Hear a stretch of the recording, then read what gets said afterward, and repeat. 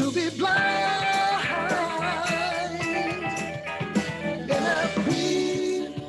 changing minds, changing lives.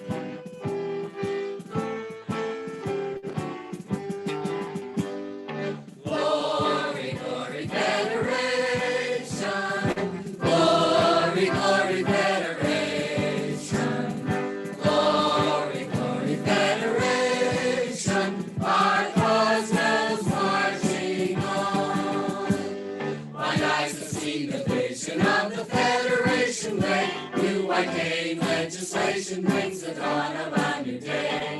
The right of the blind to organize is truly here to stay. Our cause goes marching on. Glory, glory, Federation.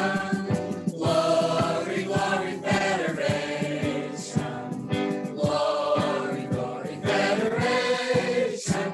Our cause goes marching on. Seen it in the action of 400 chapters strong, with leadership and courage have righted many a wrong.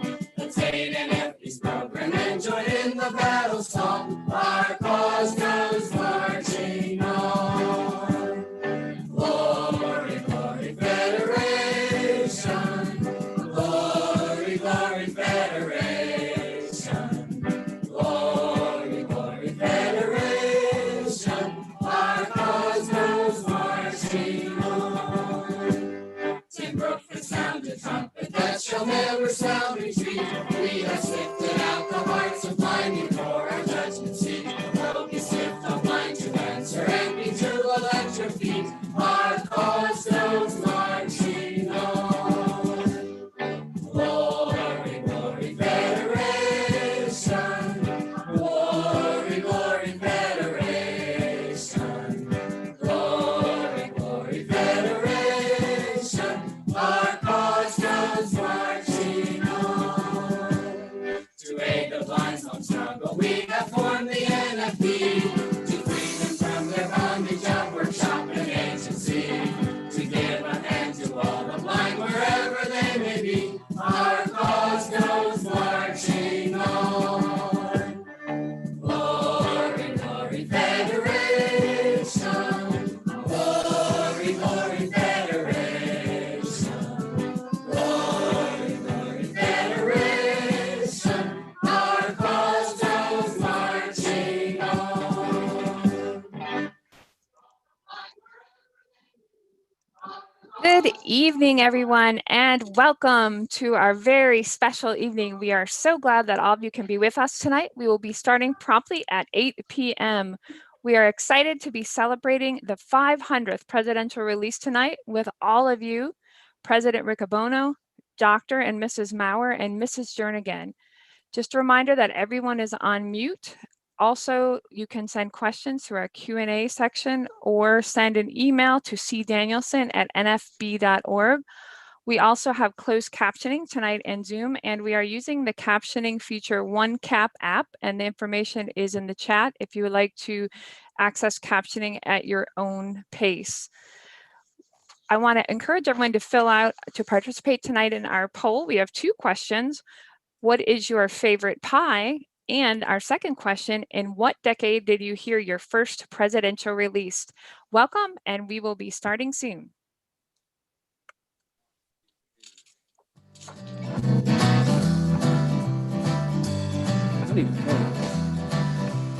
I I was on NFB.org yesterday.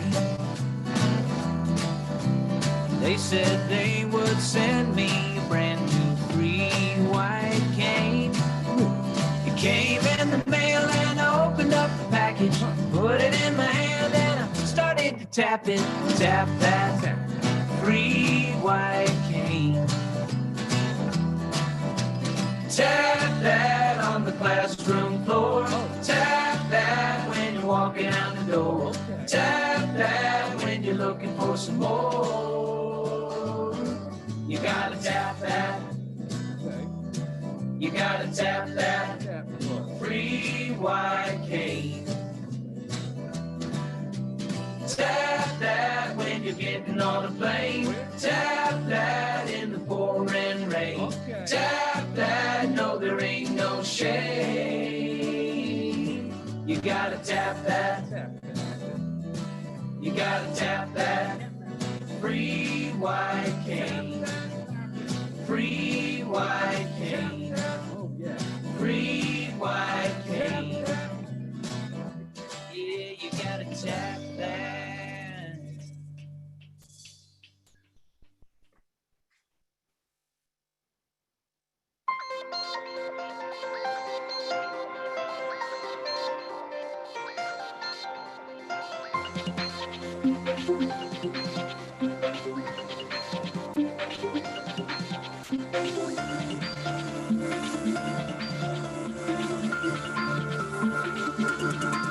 Sometimes people tell me blind people should be quiet and sit down.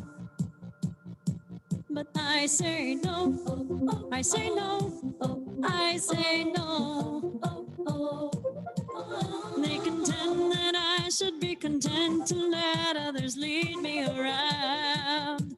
But I say no, I say no, I say no. Everybody needs somebody to help sometimes, but I'm in charge of me. I've gotta strive, strive, strive. A little harder, reach, reach, reach. A little longer, work, work, work. A little harder, hope, hope, hope. A little stronger, watch me, watch me, watch me. Nothing's gonna stop me, stop me, stop me. I'm spreading my wings, soaring on a dream. I can do anything.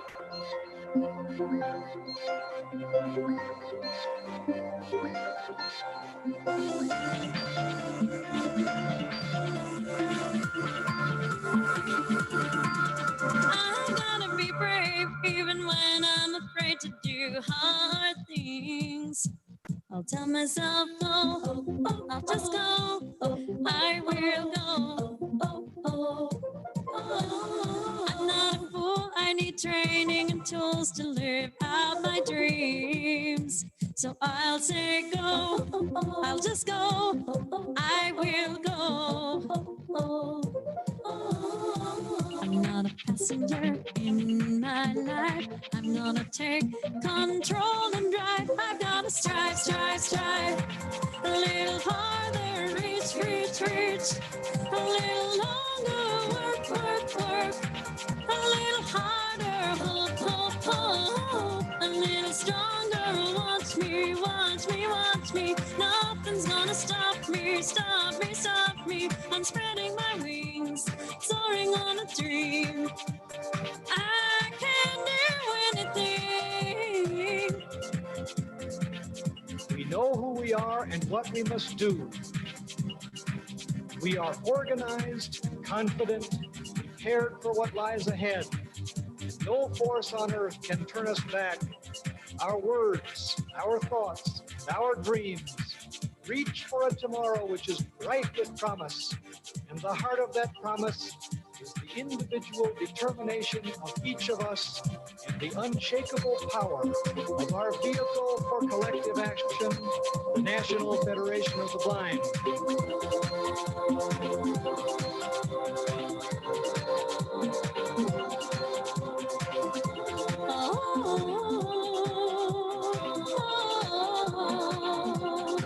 I've got to strive, strive, strive. drive. A little farther, reach, reach, reach. A little longer, work, work, work. A little harder, hope, hope, hope. A little stronger, strive, strive, strive. A little farther, reach, reach, reach. A little longer, work, work, work, work, work. A little harder, hope, hope, hope. A little stronger, watch me, watch me, watch me. Nothing's gonna stop me. I'm spreading my wings, soaring on a dream. I can do anything.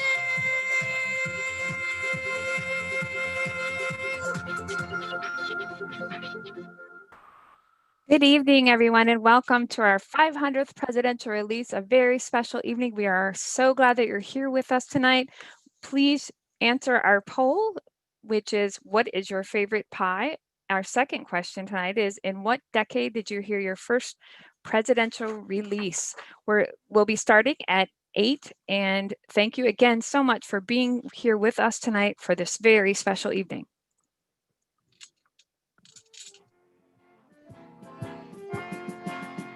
At the mailbox I sit, thinking of the book I need, and the library's so cold and far away.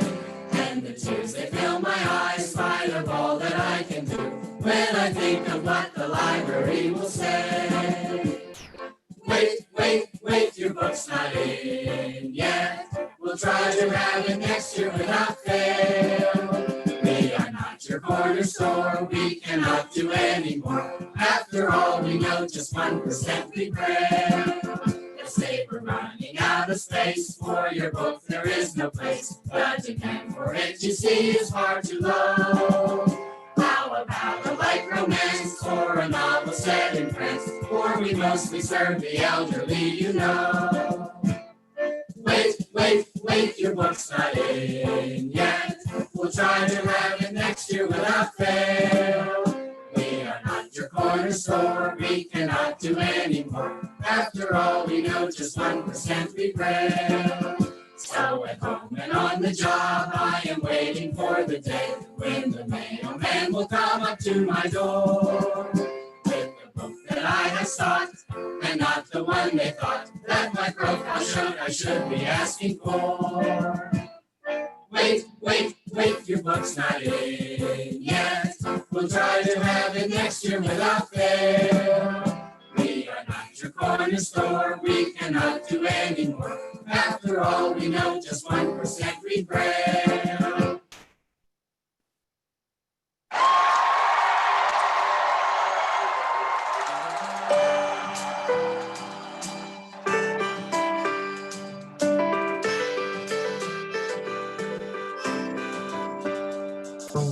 Live the life you want, nobody can stop you. Shoot for the sun and break on through. So you're blind, you'll be fine, we got good news. You can live the life you want, yes, we know the truth. Grab a cane, get trained, gotta get moving. Make a change in a wage, that's what we're doing. Come with me, yeah. And live the life you want, nobody can stop you. Shoot for the sun and break on through. So you're blind, you'll be fine, we got good news. You can live the life you want, yes, we know the truth. And a bee, let's dream together. And a bee, you and me, lives on forever. You will see, yeah. You live the life you want, nobody can stop you. Shoot for the sun and break on through. So you're blind, you'll be fine, we got good news.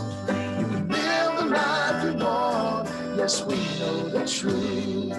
You can live the life you want, yes, we know the truth.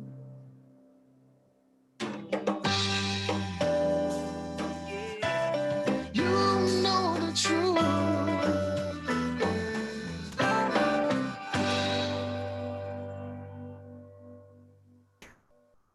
Good evening, Federation family, and welcome to this very special evening. We are so glad that we could all gather together tonight to remember and to celebrate this very special moment.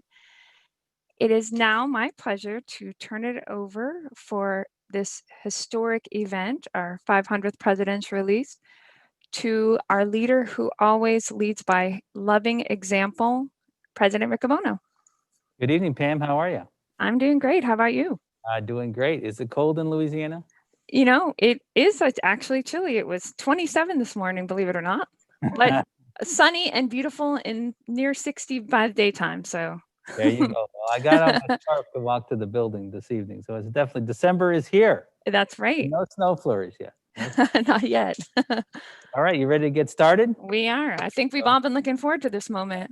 I certainly have. So, all right, let's get started.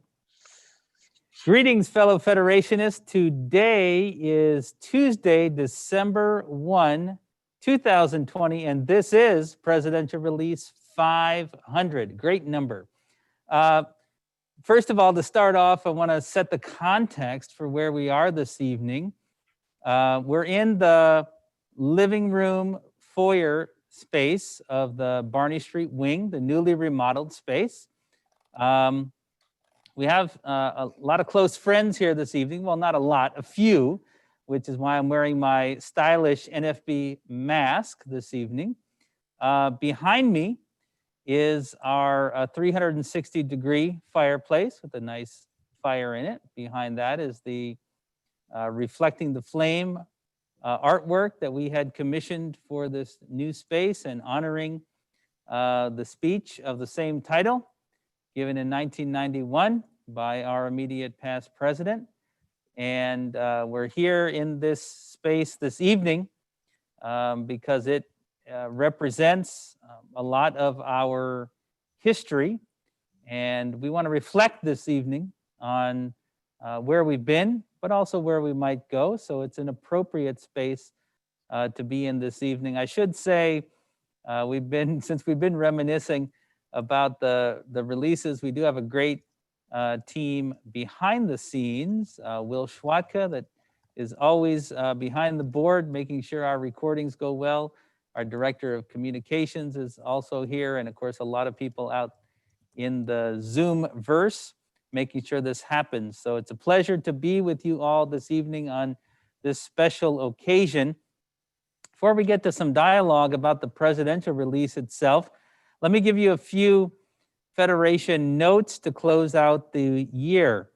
It came up on the last release, the question about whether we had gift certificates in the independence market. So I'm going to start with some notes about the independence market. First of all, we still have Braille calendars available from the American Action Fund for Blind Children and Adults. 2021 Braille calendars are available while supplies last. They will be available in the market until January 31st and not available after that date. So if you have not yet gotten a free Braille calendar for 2021, you should call the market and get yours quickly. Also, we do, in fact, have gift certificates available for the independence market. These could be a great gift. They're available for purchase in amounts of $25, $50, $75, or $100. The gift certificates are valid for up to 4 years from the date of purchase. You can get the gift certificate as a PDF that's emailed to you, or you can get it sent to you via the mail in Braille. And you can get more information about them by sending an email to independencemarket@nfb.org. Or, of course, you can call extension 2216 here at the national office. And if you don't know the numbers, 410-659-9314. The market will be open up until Christmas Eve, although I don't advise you wait until that date based on what's going on with the mail. Some people are saying that if you haven't gotten something shipped already, it may not show up in time for Christmas. So get your stuff ordered early so that it will show up on time. A good piece of news to look forward to in 2021 will be the re-emergence of our Independence Market website, where you can order products. It has been down for some time. We've been rebuilding it, retooling it into our new website. We've been a little behind on that, but you can look forward to our e-commerce portal coming back for the Independence Market in 2021.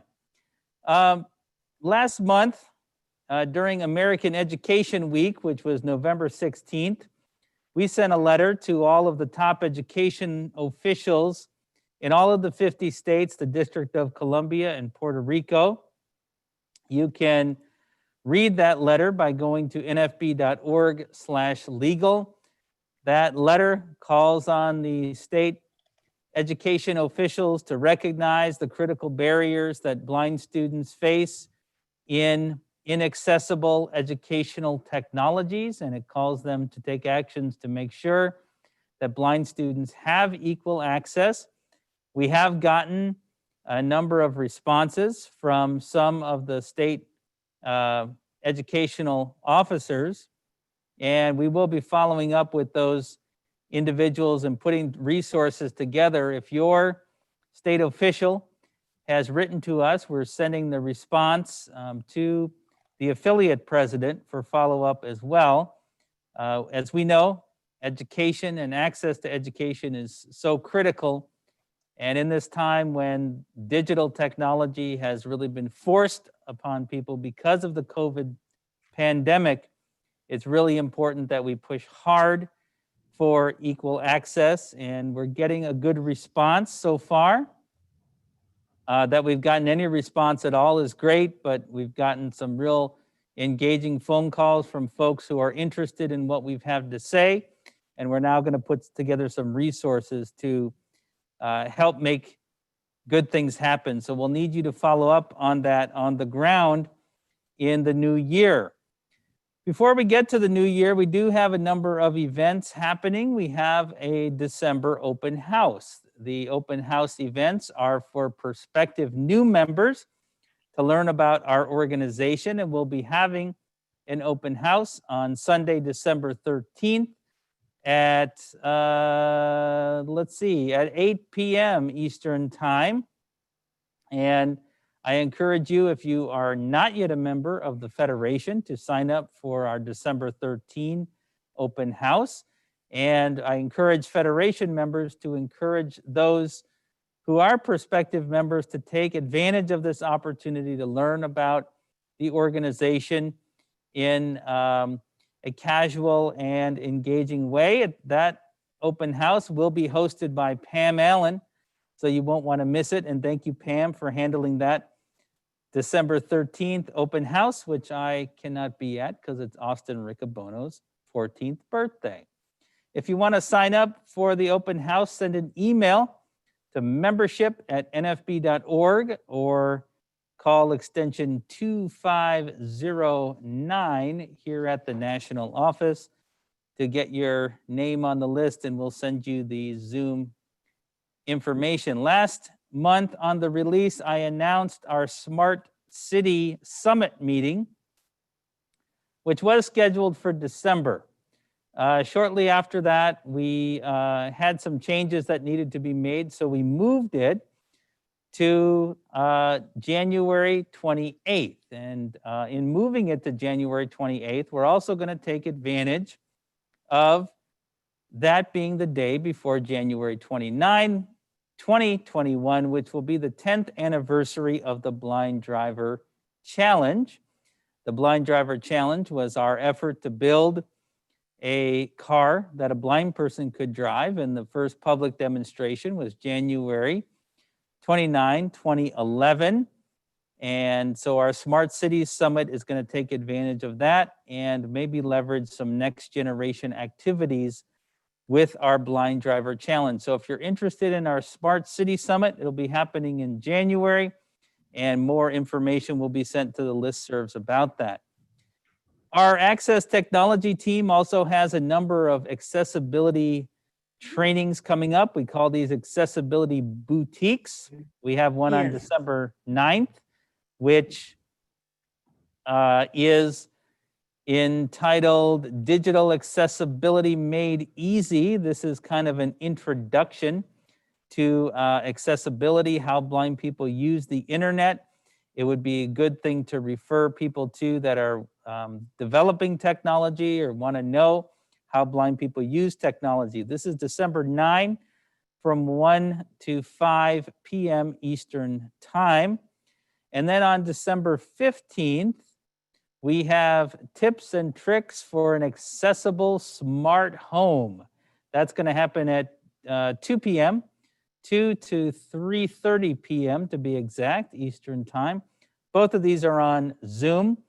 Our smart home presentation will cover security systems, appliances, in-home applications, those sort of things. So if you're interested in learning more about smart appliances, entertainment systems, ways that you can have more accessibility in your home, you could sign up for that. Both of these you can go to our website to register for. It's a very complicated URL, so I'm sure we'll put it in the chat. But otherwise, go to nfb.org and look for our accessibility boutiques under our programs and services. Now, when we get into January, we will be preparing heavily for our Washington seminar. We have a new administration coming in. We have a new Congress, and it's important that once again, the National Federation of the Blind show up to share our legislative priorities for the next Congress. Our board of directors will be meeting this weekend to talk about many topics, including finalizing our priorities, legislative priorities for the 2021 Washington seminar. But I encourage you to plan to participate in the Washington seminar during the second week of February. But also before that, we're going to be offering some training in January to get ready for the issues. So please plan to participate. We do expect this to be our largest Washington seminar ever. And because of the virtual nature of it, really all members should be able to go to the meetings we're going to host with members of Congress. And we are hopeful that we'll get a record number of members of Congress participating in the Washington seminar. Now, last month, we celebrated on the release the fact that we had successfully matched a gift from the Freedom Scientific Company of $50,000. And shortly after that release, Tom Tiernan, who's the CEO of Vespero, which is the holding company for Freedom Scientific, called and said, we're not done yet.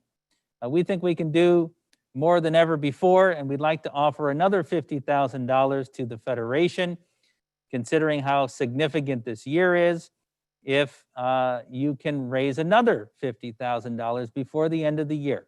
So we have some work to do again. And really, if you didn't donate the first time, this is an opportunity once again for you to help out the Federation and have your contribution be doubled. Today is Giving Tuesday. At least that's what all of the emails that I've been getting all day tell me. So here's your opportunity, not just today, but if you give a gift before the end of the year, it will be matched by Vespero up to $50,000. So we're making good progress toward this next $50,000 gift, but we do need your contributions to come in. And I want to thank the number of chapters and affiliates and individuals. I've seen a number of contributions come in today, but we still have some ways to go.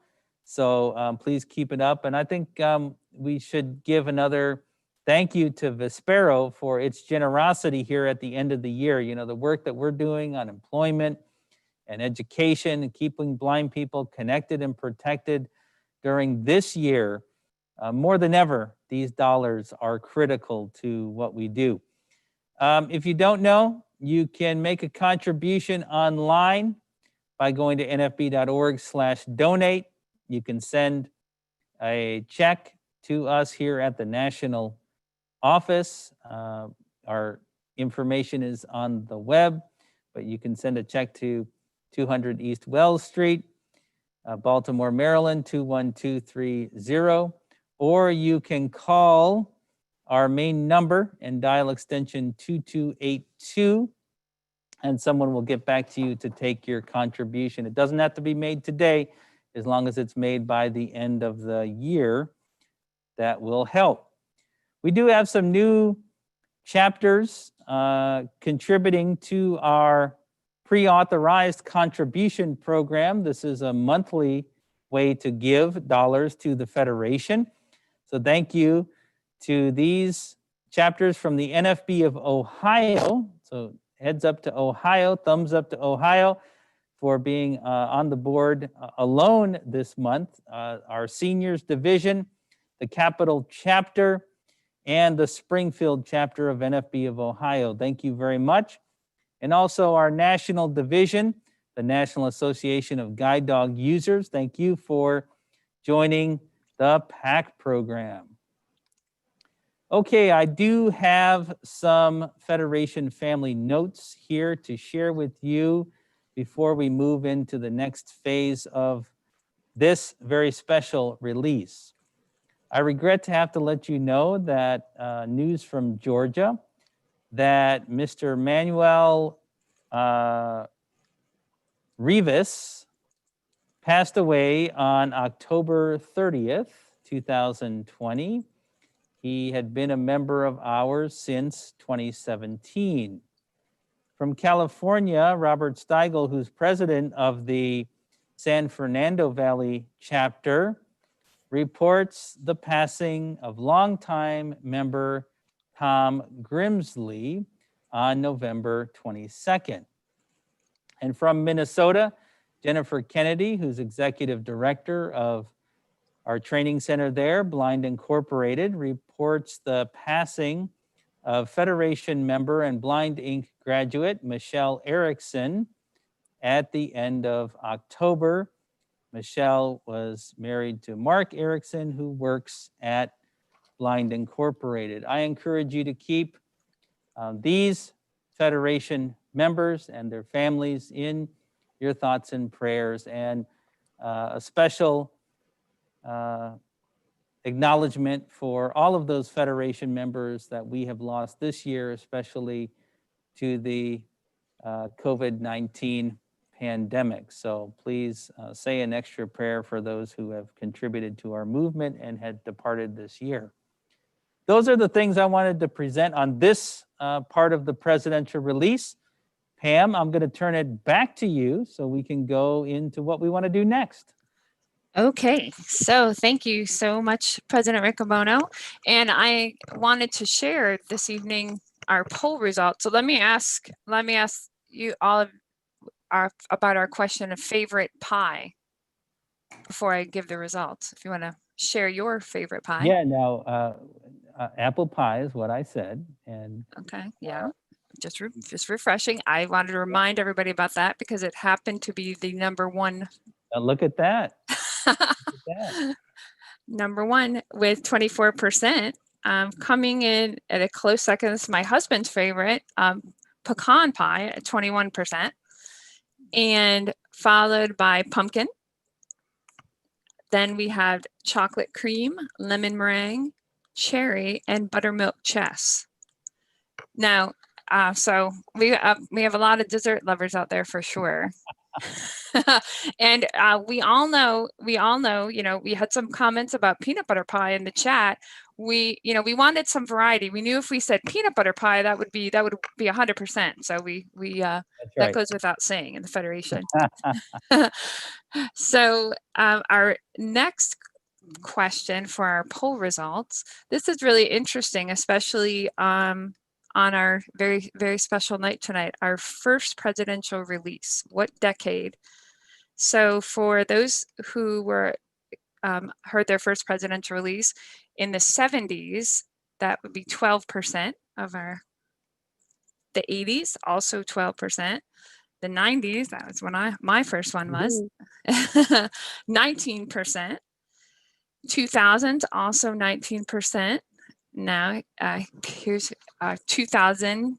Our current decade is 26, and this our first 2020 this year, 8%, and 3% are with us tonight for their very first presidential release. Oh, look at that. Which is pretty exciting. Quite a memorable one, don't you think? Yeah, pretty diverse spread. Yeah. I was going to say we got all the decades represented proudly. Nice. So President Archibald, it's interesting you were talking about the setting. A little piece of trivia: the Reflecting the Flame sculpture was a piece of art, I should say, was done by an artist from Ruston, Louisiana. So that's a little There you go. trivia, which is pretty cool. And that was my first banquet address and my first convention in 1991. So a really special speech. There you go. Did you hear the presidential release in 1991? Yes. Okay, good. As a matter of fact. Nice. So we are now have a very special part of our evening, and I just want to remind everybody I want to thank everybody for sending in questions. I know, and I'll remind everybody that we'll be handling those questions throughout this evening. People can still share questions in the chat, and also can email questions to cdanielson@nfb.org. And just a reminder, if we don't get to all our questions tonight, our fabulous communications team will follow up. And I also want to thank Daniel Martinez for our Spanish translation, and also thank Natalie for our captioning tonight. So I will turn it over to you for the next very exciting and special part of our evening. Okay, thank you, Pam. And it is a special evening.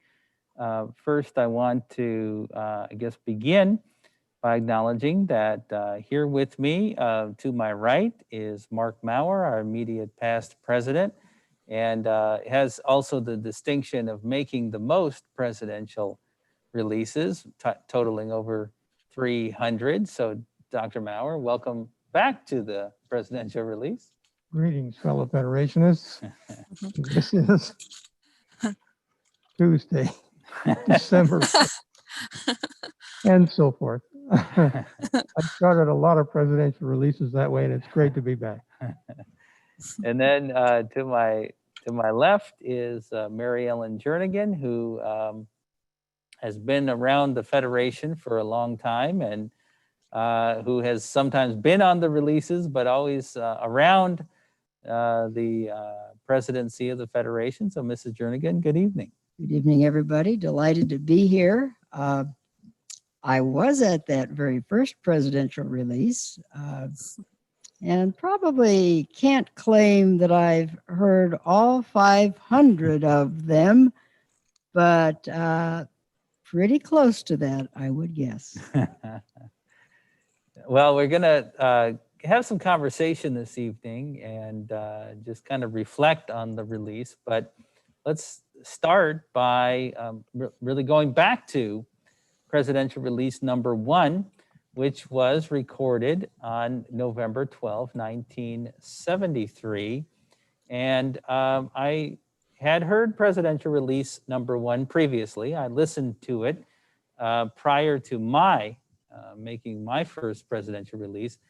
But when I listened to it this time, something struck me about it. So let's roll this clip. The following tape message comes to you from Kenneth Jernigan, President, National Federation of the Blind, 218 Randolph Hotel Building, Des Moines, Iowa, 50309. Fellow Federationists, we have had a great many firsts during the past few years. This is another. It's the first time that we've tried a presidential release by cassette. I think this may give us an opportunity to talk more personally than we can do by mail. And also, I hope at least, it'll be a means of speeding a great deal of information to you. You know, you can talk, I suppose, a good deal faster than you can write, and put a good deal more material onto one cassette than you can into either one letter or a series of letters. So when I listened to this the other day, I thought, well, wait a minute. This suggests that there was a presidential release before the recordings. And so we have a great archive here at the National Federation of the Blind. So I went and talked to our archivist. And in fact, there were presidential release files going back to August of 1968, which would have been shortly after Dr. Jernigan took over the presidency at the convention. And those hard copy printed presidential releases ran from 1968 through early 1974, and they total over 200.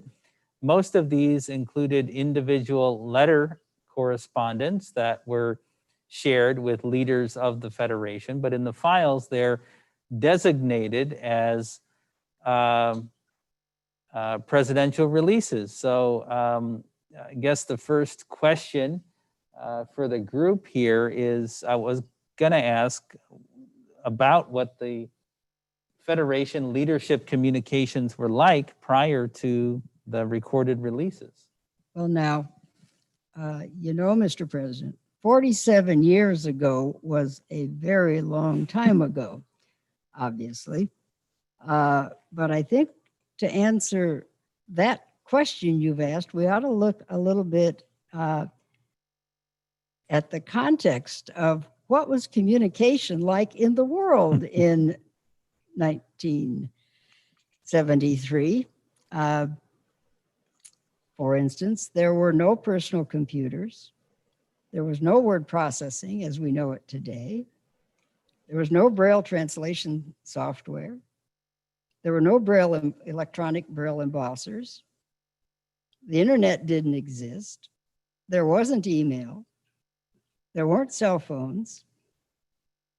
Now, you did have telephones back then, and you had long distance calls. Now, I suspect there are people listening here who wouldn't have the foggiest idea what a long distance person to person call was. Now, aren't all telephone calls person to person? Well, Mr. Bono, do you know what a person to person call was? Yes, yeah. Oh, yeah. good. Tell me about it. Well, you know, that's when you had to pay per minute, right, to call someone long distance. Well, was that different from any other kind of long distance Well, that call? I can't tell you. I didn't think you would. Okay. Here's what you had. You could dial a call, make a call, and talk to whoever happened to answer, and you paid a lower rate. But since calls were so very expensive, you didn't often do that. You placed a person-to-person call, and you went through an operator, and the operator dialed the call and asked for the person that you were calling for. If that person was there, you talked to the person at a higher rate. And if the person wasn't there, you didn't pay at all. So you had to gamble on what you were going to do. I also looked up what calls cost in 1973 and learned that in today's dollars, a 10-minute call would have been about 25 bucks. All right. So then photocopies. Photocopiers were just coming on the scene. They used a coated paper. It was a one at a time operation. It was slow, expensive, and what you got was a pretty blurry copy. So you can see that communication options were somewhat limited. I'm trying to figure out, I know this about those releases. They were basically collections of letters that Dr. Jernigan would have gotten in Iowa. And those, I looked through some of the topics. They were what you would expect. items that he found of interest, things he thought people in the Federation ought to know about, some Federation family news. They didn't seem to be connected with any particular narrative. They were just have been a collection of letters. It appears that they were sent to the board and state affiliate presidents and some chapter presidents. Now, they would have come to him in Iowa at the Commission for the Blind office or the Federation office. And then he sent them out to Hazel Tenbrook at the Federation's office. It was on 2652 Shasta Road, I believe. It was the Federation's office where the monitor was printed, and it was attached to the Tenbrook home. But what I can't figure out is how she duplicated and sent them. The monitor was produced there, and it was mimeographed. So whether she had a copy machine that she used, or whether she retyped them, or staff there at the office retyped them and mimeographed them, I don't know. That's a mystery we can perhaps dig into. Now, of course, we had the monitor, and it would have been being produced at that time in print and in Braille. We had 2 in-person board meetings, I believe, each year, one in the fall. At that time, after Dr. Jernigan became president, they would have been in Des Moines. You had the National Convention. You had a lot of personal one-to-one correspondence. You had a few of those person-to-person calls, I suspect. But the options were pretty limited. Mr. President, I was a student in the early 70s, went to college in 1970, and I joined my local chapter in South Bend, Indiana. And fairly soon, I attended my first state convention in the fall of 1970 in Indiana. And by 1971, I had become vice president of our Indiana affiliate. So along about then, I began to get these releases. They were ordinary letter type documents, and they came in a customary envelope, the one that you get all sorts of business communications within, and I would get my reader in college to read them. I had a reader, the Agency for the Blind in Iowa, the Commission for the Blind that Dr. Jernigan was directing, authorized me to have reader service, and I knew that what the Agency for the Blind wanted me to do was get my reader to read whatever I needed to have read. And sometimes it would be my school books, and sometimes it would be letters from the National Federation of the Blind. It's a long time ago and nobody's listening from the commission anyway. So I can tell you that sometimes I would borrow an automobile and I would get my reader to read street signs as we went down the highway to do Federation business. This was all in the spirit of reading the proper things. And I didn't want to limit what my reader would read. As a matter of fact, I thought the purpose of all of this was to get the broadest possible education for me. And one of the greatest educational experiences was to learn how to build an organization and to find ways to get it to do the kind of work that would change opportunities and possibilities for blind people in the area where I worked. But the releases came out and they covered activities of the Federation and what people in the Federation were thinking and doing. And they were significant questions to Dr. Jernigan about what our policy was with respect to certain topics and what our position would be on policies dealing with legal matters and other things. In other words, the questions weren't much different from the kinds that are raised now in presidential release presentations. It's just that the format was different and it was very intermittent. There wasn't one every month necessarily, and sometimes there was more than one a month. And the idea behind it was that you would take the thoughts in these documents and discuss them at your chapter meeting of that month. So sometimes I took the ideas with me to my local chapter to talk. Well, you know, without the benefit of having Dr. Jernigan here to talk about what it was like and what the purpose was in developing the releases, do either of you have reflections on how he felt about the release and his thoughts about it? Well, I know that he liked the recorded release. He was a very personable human being, and he liked being with others very much. And he wanted communication on an individual basis as much as possible.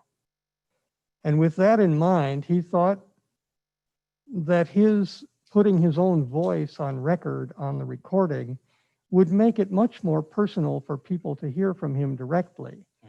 His idea of the presidential release, especially the recorded one, was that members had a right to hear it. The officers, presidents of chapters and so on, were supposed to get these releases, and then the members had a right to hear from their president, their national president. It would be very unusual for Dr. Jernigan to attend a local chapter meeting because he just couldn't do all that.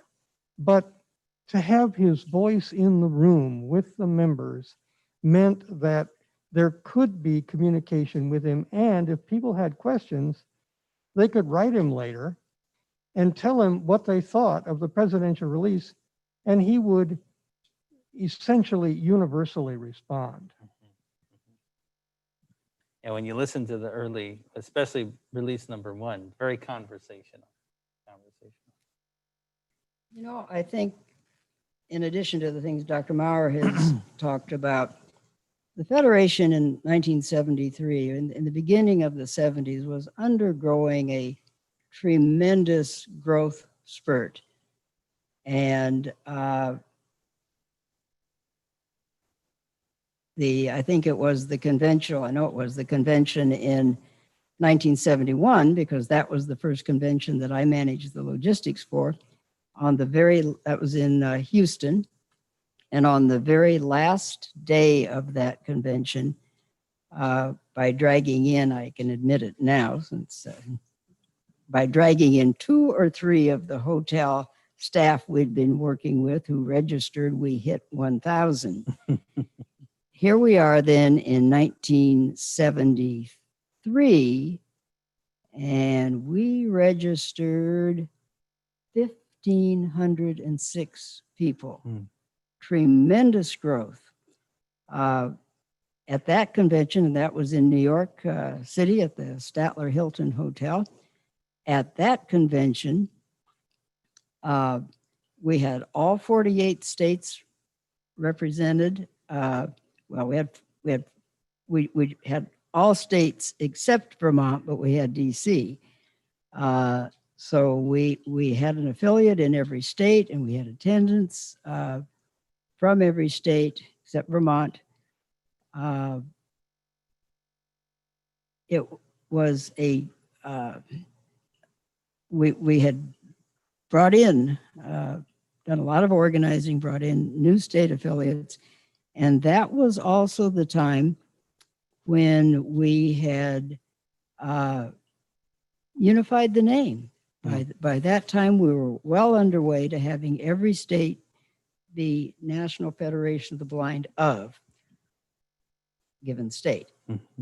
So what the release then began, what the recorded release began to do was to continue to build that unified action, that unified friendship.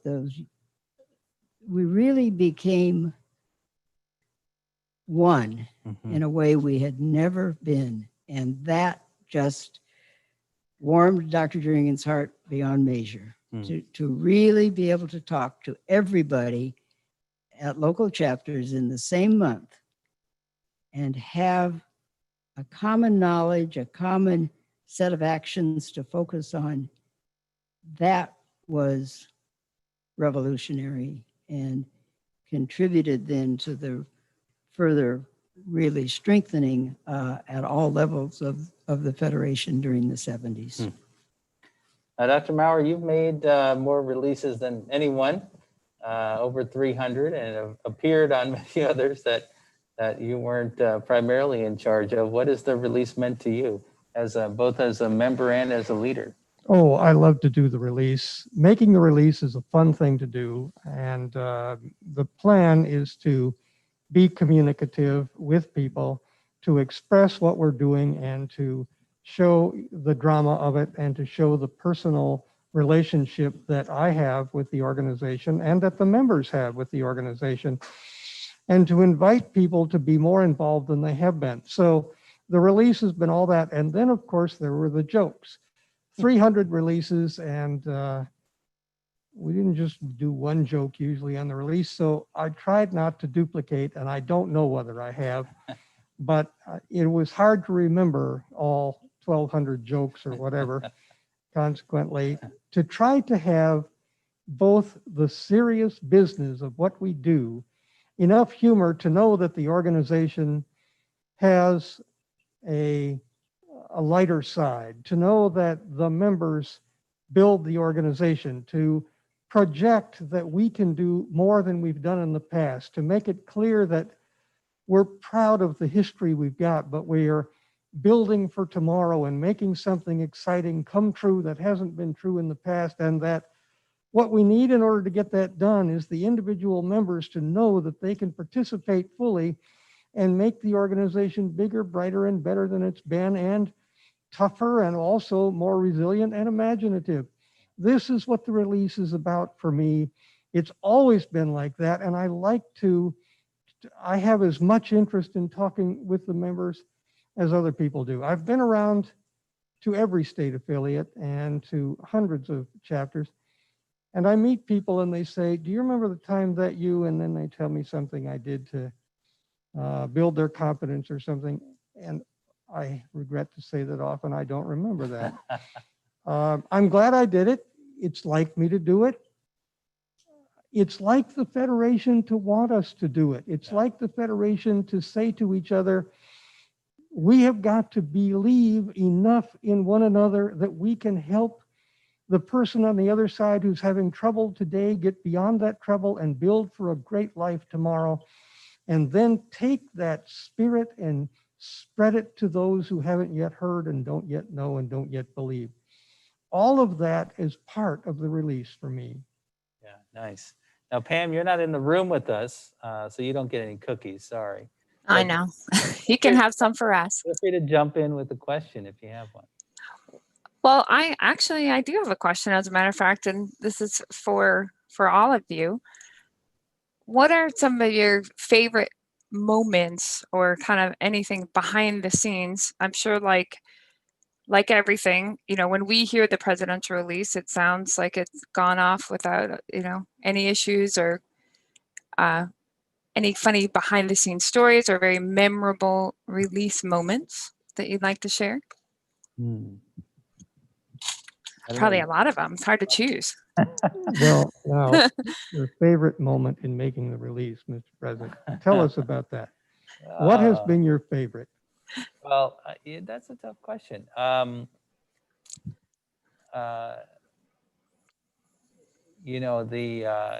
For me, of course, it's been fun to engage the kids in the customary endings of the release. I have to say that in making the release, I, of course, grew up with the release as it was. And I heard people say I'm sure as long as you did, Dr. Maurer, that the presidential releases are too long. And they're hard to make shorter because there's a lot to talk about. If we weren't doing anything, there wouldn't be, we could make them shorter. But I actually think that the live format has, we didn't think it up on purpose. When we got to March of last year, and I thought, oh man, I got to make a release for April. What can I say and send out, and where are people going to play it? They're not getting together. So we thought, well, why don't we do it live? We had no idea whether it would work, what it would mean, how it would be, and I think it's actually turned out to be a positive, because it's also gotten us to think about the release in the traditional way that we have, but also to get us really back to that conversational piece, which in a static recording is hard to do. Dr. Jernigan was clearly great at it. I think the live format has at least helped me feel good about getting back to that. But the other thing is bringing in some of the, when we can bring in audio from Federation events or interesting things that we've done, I think that's a neat thing that we can do beyond just sitting and talking as well. So the presidential release now, pardon me, Mr. Jernigan, we'll get back to you in a second if it's okay. The release has themes. Yeah. And so it depends on which part of the year you're in. It depends on whether the presentation you have to make is one that has danger in it. There have been a number of times when we faced problems that were going to hurt us, and we have to find a way to express those without frightening people too much. And then there are periods when the release is there to express mostly joy. The one that comes, the year divides, as we have often said, in half. One half is the convention season and one half is the Christmas season. Some people don't celebrate Christmas, and for you, I wish you the other half of the year to celebrate what suits you. But in any case, the year divides to the season of convention and the season for celebrating the great feasts of the winter, and the one that I celebrate is the Christmas season. So for me, this is how it divides. And especially, I tell stories about my own past along about the Christmas time. And I've made a bunch of releases. And each Christmas time, I tried to put something together that had enough to do with Christmas that mattered, because for us in the Federation, we have to find miracles. How many miracles? Well, usually for our funding, we need a miracle a year. And in one sense, this isn't all that serious, but in one sense it is. We have to have something that is so unusual every year that we are scraping the edges of building for tomorrow, and yet we find enough money to do it. And when we get funding in, we find ways to build programs that create opportunities for the blind, and we need to create more of them. We've never had enough. And so when we get more funding in that we think might be fairly stable funding, we imagine the programs that can usefully use the money. And yet we, even when there's a pandemic or something, we have to keep raising enough money to have enough. So we need a miracle or so a year for our finance. Then we need miracles for families. Suppose you get a family and the children are trying to figure out how to learn in this time when there's no system that works very well in the educational space, and the computers don't have all the accessibility built in that you need, and the teachers don't know how to use the computers even so. You still need a miracle for that family in order to get the kind of education that we have. We can provide some of these miracles, but we've got to have miracles both individually and organizationally every year. So that's what Christmas for me is about. It's a time when you can expect some kind of extraordinary thing to happen, which is usually a fairly small thing, but something that will help to show the support and the love that builds. So one time I put together a piece that was all about bringing home the Christmas tree, which we did when I was a kid. And I had fun doing that, but I tried to have fun on the release, especially during the celebration seasons. And then when you come to convention, you got to talk about convention and what we're going to do to the fat boys and things like that. I mean, it's the only important thing to do. Find out a way that we can show that we can make the programs that deal with what matters to us work the way we want them to do. And so that's that part of the season. And each presidential release falls into some category of time and theme. Yeah. And they should reflect that. And at least I tried to have that happen. Yeah. Pardon me for interrupting, Mrs. Jernigan. Oh, no. All I was going to say was, as President Riccobono was thinking about this current format and all that it has to offer, I was thinking, oh my goodness, Dr. Jernigan would be thrilled with it and a little bit jealous. Because although he loved talking to people, the one-wayness of all of the releases he did, it was the only possibility. So he probably didn't think of it as a disappointment, but now he would be, to use one of Dick Edlund's favorite expressions, he would be in hog heaven. Yeah, I think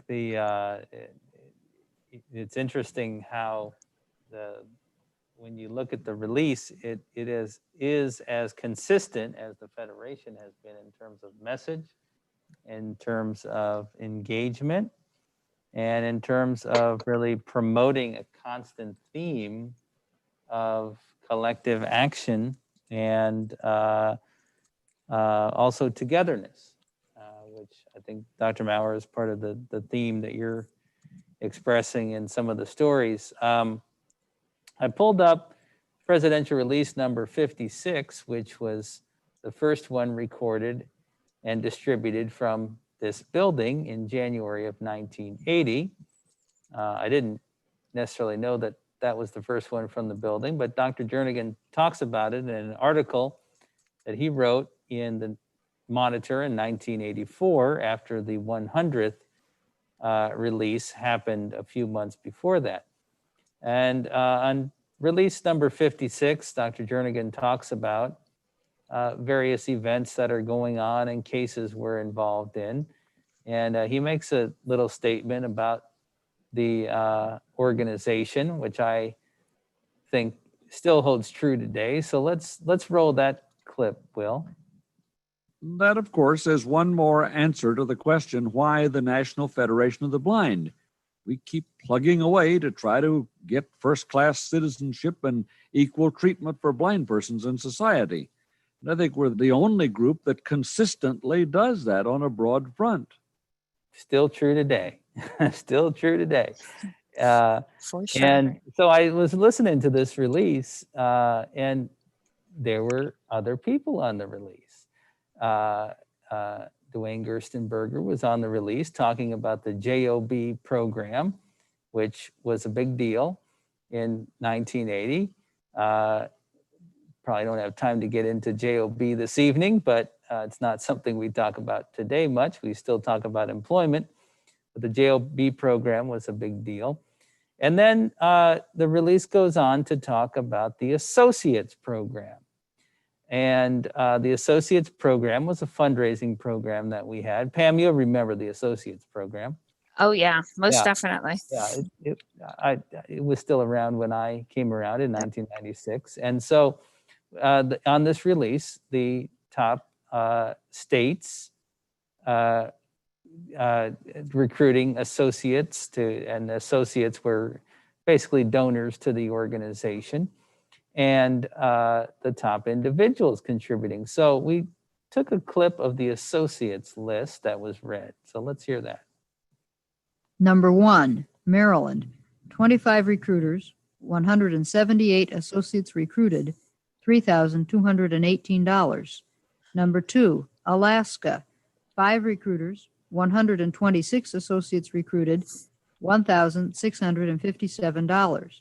Number 3, Florida, 3 recruiters, 89 associates, $1,781.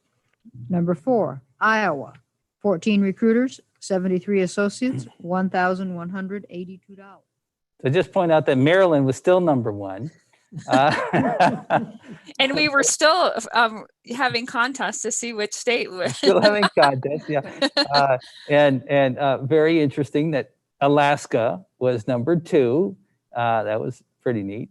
But more interesting was the reader in this case, who you can still tell it's Mrs. Jernigan, but she sounds quite different on the recording. The interesting thing, though, is Dr. Jernigan then goes on to say, we're running out of time, but we have this PAC program, and it's coming up. It's doing okay. We'll talk about it another time. And of course, the PAC program now is the real important fundraising program that we have for consistent discretionary dollars to the organization. Mrs. Jernigan, I don't know if you wanted to say anything about the 1980 release, but The associates program we worked and worked and worked on, but somehow it just never quite got there.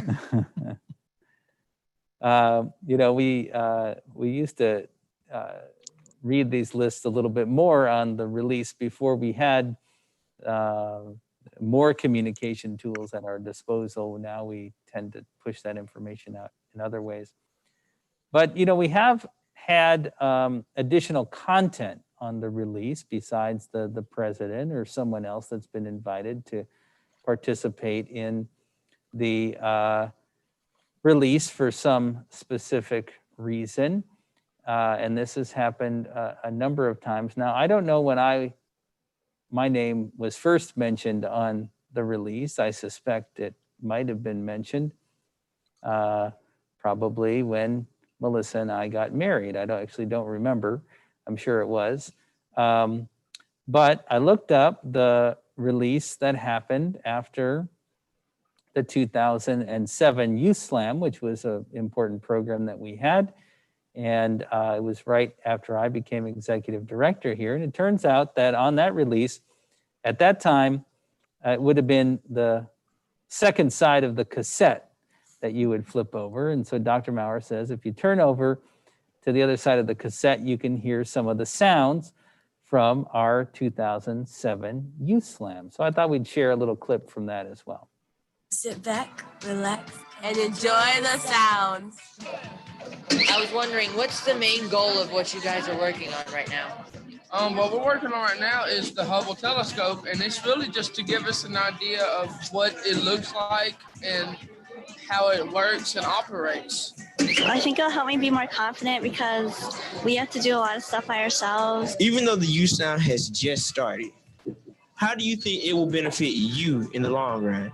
Okay, well, I think I'm going to be able to meet tons of new people from different areas of the country. I'm going to learn a lot about blind techniques and getting around and stuff, and just going to have a great experience all around. What new confidence do you think you will have when you go back home on Saturday? Cane travel and being able to get myself around. We are working on a car right now that would be used by blind people. Science is just a way to engage with the world around us. So the release archives have many interesting little tidbits in it. And I got to thinking that the presidential release, the Federation was on the cutting edge in 1973 with the first podcast, I think.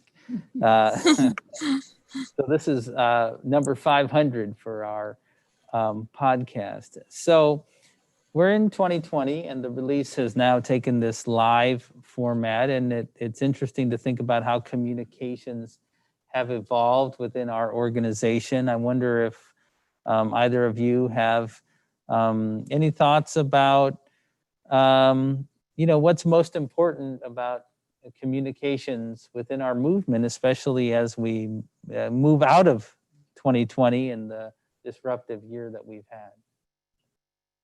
Well, I have a thought, Mr. President. Yeah.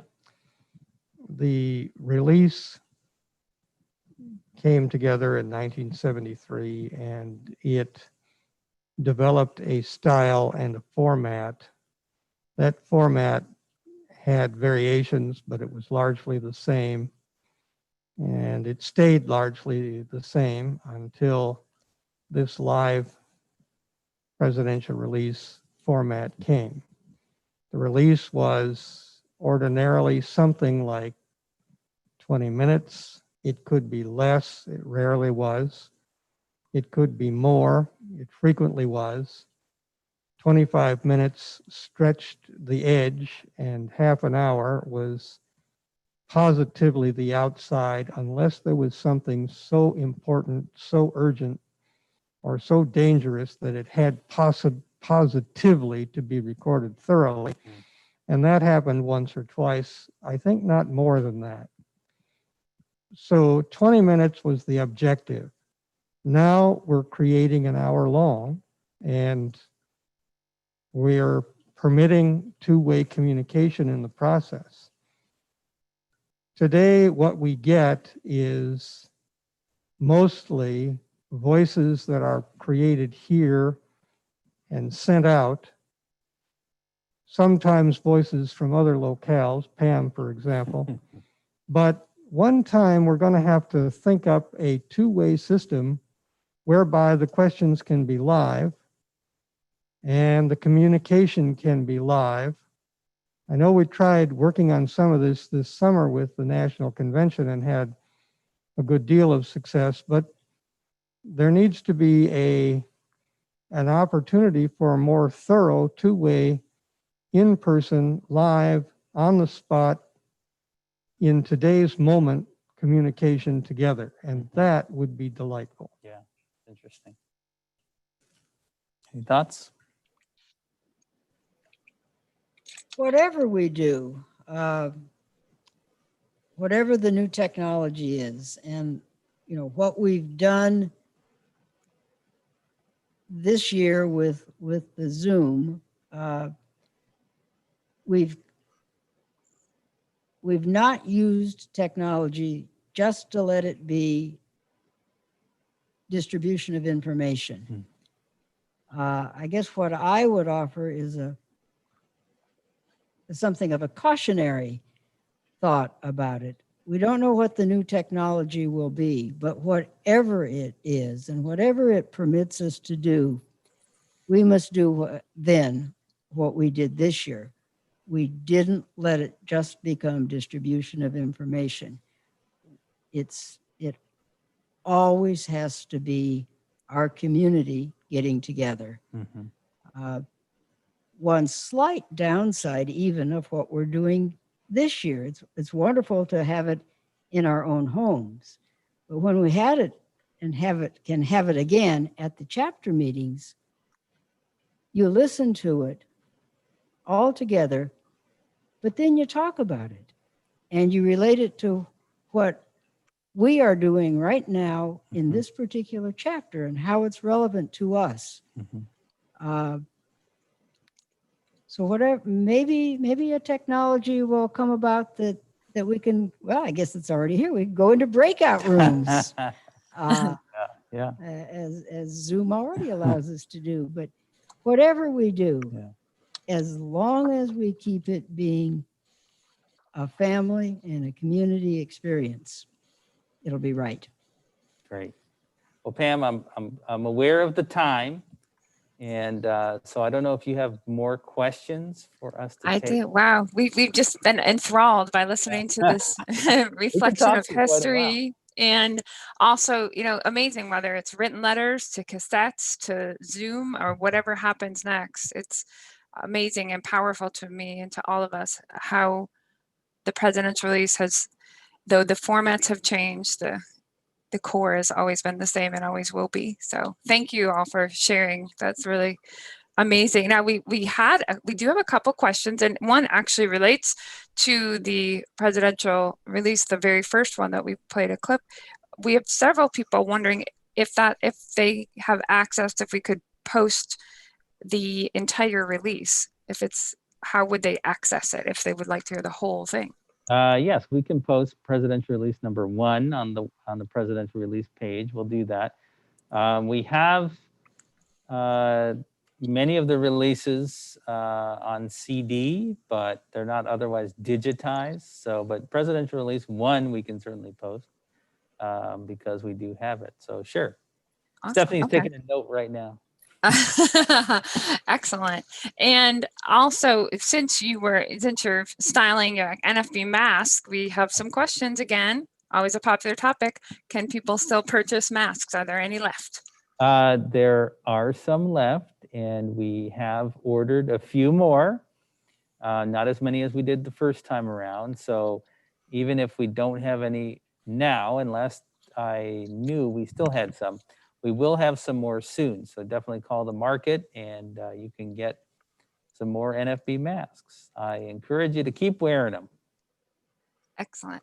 Now, we had many comments coming in about how much everybody enjoyed virtual conventions. Crystal Sanford from Texas and many different people commented on how much they are looking forward to our upcoming national convention in 2021. Wonderful New Orleans. Some questions have come up about any more details on the convention upcoming, except that it's going to be the best ever. That's right. Well, we're going to have a convention, I think, next month. We will make that decision by March 1st. I know that the board will be discussing it thoroughly this weekend. In one sense, there's not an urgency to make a decision. We're going to have a convention. We know we can put on a great convention in New Orleans. We know we can put on a great virtual convention. So we're not in a hurry to make that decision. There's a lot of information breaking out even in the last month since the last release about vaccines and a lot of predictions about everybody who wants a vaccine will have one by June. I think we don't have enough data, but we're looking at this very closely. Obviously, we're going to make a decision that continues to allow us to get together as a community in the safest possible way. Well, we are ready in whatever form and fashion. We are ready to welcome everybody. We want to come to New Orleans. That's right. And the best place to be.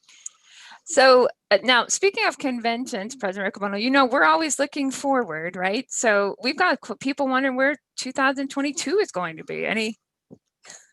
Well, I couldn't tell you. Probably because we don't actually know yet. We will have a convention, and we're doing a lot of looking. It's the disadvantage right now is you can't go on hotel tours. Yeah. So we have some good prospects, but we actually haven't signed a contract for 22. But I suspect by the time we get into the spring, we'll have a 22 convention locked down somewhere. Excellent. Now, we've been talking a lot about voting and the powerful work that we've done in the National Federation of the Blind. And we had a question from Chris Minkler in Buffalo, my hometown, about whether would we consider in the future having our voting hotline, which is a great resource, open early for future elections for those people who may be using early voting. Maybe. Yeah, it's a good suggestion. We'll take that back and certainly we're looking at the voting strategy going forward. Now that the mail-in and early voting has become so widespread, we know that voting legislation is going to happen, that voting is going to continue to be a hot topic. I think it's a good suggestion that we think about how to evolve our voter hotline process to be able to support folks. So we don't have a plan for that right now, but we'll definitely look at that. We've normally only run this hotline in presidential election years. So it's quite intense to put it together. We'd have to figure out a new way to do it, but I think going back to the technology discussion, I think there's some possibilities there. So it's a good idea. We'll take that back and see how we can work that into our plan. Okay, and we had. Will the 2021 convention be both in person and online? Well, we don't know the answer to that, but I imagine that the board's going to discuss that in detail. And President Riccobono, Lauren Merrifield wonders how people are appointed to committees, presidentially appointed committees. How does that work? And how can, if you're interested in committees, how do you share that? Good question. So committees of the Federation are appointed by the president, except for the nominating committee. So you can write to Office of the President at nfb.org and express your interest in being on a committee. Typically, the committee appointments have run the calendar year. We've been thinking about moving them convention to convention, but we didn't get that done this year. So, but you can express your interest in the committee anytime. Just know if you don't hear anything right away, it might be because we're holding it till we look at committees in January. Keep in mind that there are certain committees everybody wants to be on, like resolutions. So we can't have everybody on the resolutions committee. But all of our committees are listed on our website. You can check them out there. And please, we need more people involved in the work that we're doing.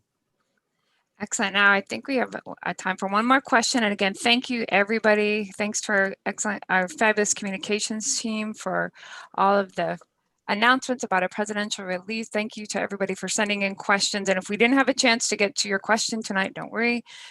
We will follow up. And this question, very important, I think. We have some questions about our letters to Santa. If you could talk about that, I think that's very, very appropriate and important. Yeah, absolutely. We continue to have an ongoing partnership with Santa Claus to deliver his content in Braille. And we have been doing that. I think we've had very close to 150 families already who have requested letters that have gone out as we have made them available in Braille on the big man's behalf. You still have, well, 15 days to get your letter requests in. You can go to our website and find our Santa Letters program there. The deadline is December 16, so that we can get them in the mail in time to arrive for Christmas. I encourage you to participate in this if you know of blind children who would like to get a Braille letter from Santa Claus. I did get a sneak peek, Pam, and there is also a cookie recipe in there. Oh, excellent. And pretty neat tactile graphic. So, you know, Santa Claus continues to step up his game in terms of delivering Braille letters. Yeah, that is for sure. We can always count on him. Excellent. So, Mrs. Jernigan and Dr. Maher, do you have anything you would like to share? Final comments or holiday greetings?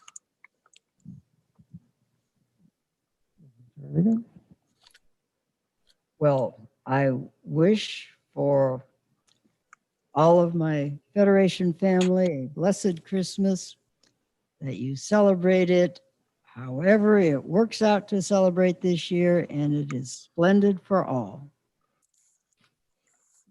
I share that wish and wish the blessings for Christmas for all who celebrate Christmas, and the blessings of the season for those who celebrate something else. And I wish for all of you a small miracle between now and the end of the year.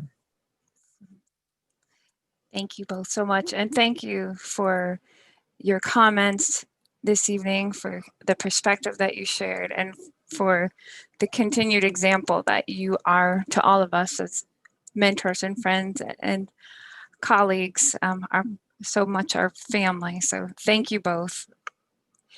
Now, President Riccobono, before I turn it back over to you, I just want to send warmest greetings from Roland and me to everyone. It's been an incredible year.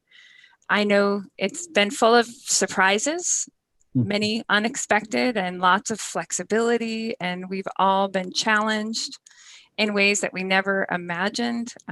As we always do in the Federation, our Federation family has risen to the occasion and exceeded expectations, as we always do. And we are very, very grateful to be part of our Federation family, and send all our best to our Federation family, to you and Melissa and the kids. And we thank you for your leadership, your willingness to listen and to be creative and flexible and not afraid to try new things, and always to work to hold our Federation family together with wisdom and integrity and love. So happy holidays, and I'll turn it back over to you. Thank you, Pam. Happy holidays to you and Dr. Maurer, Mrs. Jernigan. Thank you for being here. It's great to be in person with you again. So it's a nice, it's a little Christmas miracle early, I guess. So to close out, I'd like to offer, I do have my membership coin here. And, of course, it has the word together on it. And I guess that's what I think about as we come to the close of this year. It's been a challenging year, as Pam said. It's been an unusual year for all of us, and it's been challenging for our movement. We've been tested in ways that we had not expected. We've lost loved members, family members to the pandemic, but what has shined through all of that is the love and determination that we find in this movement. And I know that I have been challenged to grow this year in so many ways, but what has kept me grounded and feeling really hopeful is what we have done together, whether it's protecting voting rights for blind people across the country, and in states like Michigan, where we literally made it possible for thousands of voters with print disabilities to get a ballot in fully accessible form and fill it out for the first time and submit it without assistance. In our national convention, where we weren't sure we could produce an experience anywhere close to being in person. But I think I still have not seen a Zoom event as large as our national convention happen anywhere. And I think often about the roll call of states where we had all of our affiliates, not pre-recorded, but live and in person and engaged in the convention. So many individual miracles have happened where members of ours have reached out to blind people who needed help, and who needed, whether it was groceries or figuring out how to get to a testing center or whatever it has been. The outreach that all of you have done has been so tremendous. I can't feel anything but warmth and hope coming to the end of 2020 and looking ahead to what we're going to do in 2021. I also want to acknowledge that, it has been a year of growth. We've been challenged personally and as a movement to dig deeper and take stronger actions as it relates to our members, friends, colleagues of color, and making sure that we continue to ensure that this movement reflects the diversity and inclusiveness that is really built into the values that you can find in the leadership and the work that we've done. You can find it even in listening to Presidential Release number 1 and before that. We've been challenged this year, and we know that 2021 is going to represent a year where we need to do more in that area, and so many others. But I do believe that because of each and every one of you, because of the great leaders that we have, like Pam and Dr. Maurer, Mrs. Jernigan, the folks that we've heard from this evening, our tremendous staff who have continued to work in so many aspects of our organization this year, that we're going to push forward into 21 stronger, more together than we have ever been. I do wish for each of you a very happy holiday season. I'm looking forward to Christmas with the Riccobono family and reflecting on the togetherness that we've had this year and the blessing of having each and every one of you in our lives this year, and each and every one of you who have reached out at that right moment this year when it seemed like things were only going to get harder. We've been strengthened by your love and support, and we're honored to be have the opportunity to be part of this community with you. So we do wish you a happy holidays, Merry Christmas, and a very, very happy New Year. And we know it's going to be a great 2021 because of the Federation spirit we have. Now, we can't leave this 500th presidential release without some of the customary endings. Now, there are 499 releases worth of endings we had to comb through to get this the endings for this release. But we put together a little montage which includes a couple of things. One is the ending from presidential release number 1. And then we have a part of the customary ending from Dr. Maurer's first presidential release when he was elected president in 1986. Then we have a part of the customary ending from my first release in 2014. I did not deliver the customary endings. They were delivered by Austin Riccobono. And then we have, to close out, my favorite ending, which was one that I attempted to deliver along with Oriana Riccobono. Her response is really what you want to listen to. And then after that, we have a not so customary ending that was presented on presidential release number 401. This was December 2011.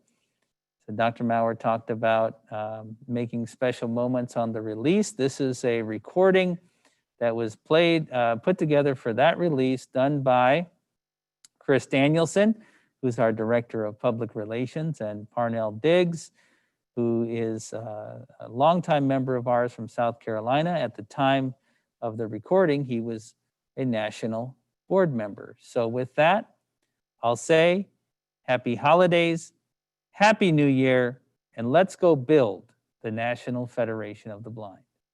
The other day, somebody asked me if I knew what you call a sleeping bull, and I told him no, and he told me it was a bulldozer. What goes ha ha ha bam? That's a man laughing his head off. My name is Austin James Riccobono, and I have some jokes to tell you. Why don't leopards ever take a bath? Why? Because they don't want to go spotless. What's invisible and smells like carrots? What? Bunny burps. What did the coffee say to the cream? I have no idea. It's hard for me to express all my feelings, but I love you a latte. I don't give it.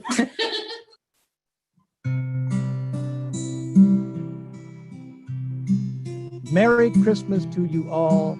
May your holiday season and your new year be the best ever. Come, they told me, pa-rum-pa-pum-pum, a newborn king to see, pa-rum-pa-pum-pum. Our finest gifts we bring, pa-rum-pa-pum-pum, to lay before the king, pa-rum-pa-pum-pum, rum-pa-pum-pum, rum-pa-pum-pum.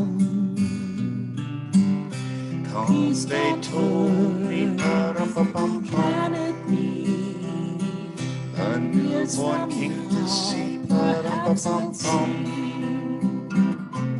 Our finest gifts we bring, pa-rum-pa-pum-pum, to lay before the king, pa-rum-pa-pum-pum, rum-pa-pum-pum, rum-pa-pum-pum. So to honor him, pa-rum-pa-pum-pum, when we come. Every child must be made aware. Every child must be made to care. Care enough for his fellow man, to give all the love that he can.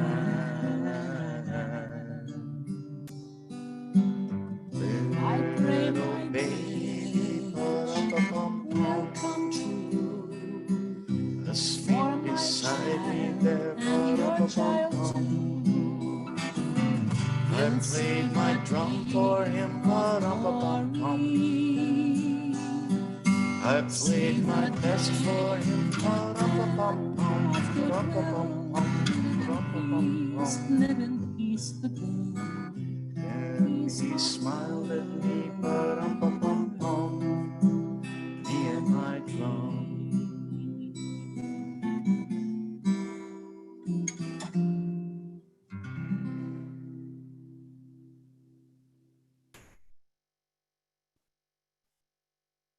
The preceding message was brought to you by Mark Riccobono, President, National Federation of the Blind.